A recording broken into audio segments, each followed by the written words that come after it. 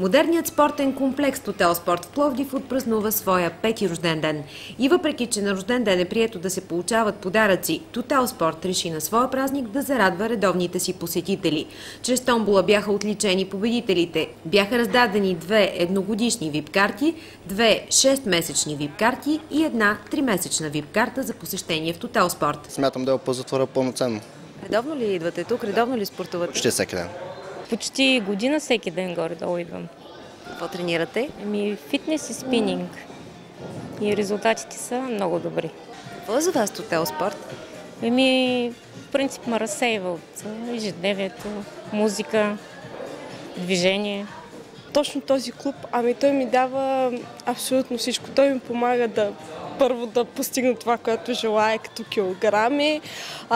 Мога по всяко време, по което желая да дойда тук. Има заведение, има ресторант, който е с нискокалорична храна, което се случва много рядко. Наградите връчи лично олимпийската ни шампионка по гребане от Пекин 2008 Румяна Нейкова.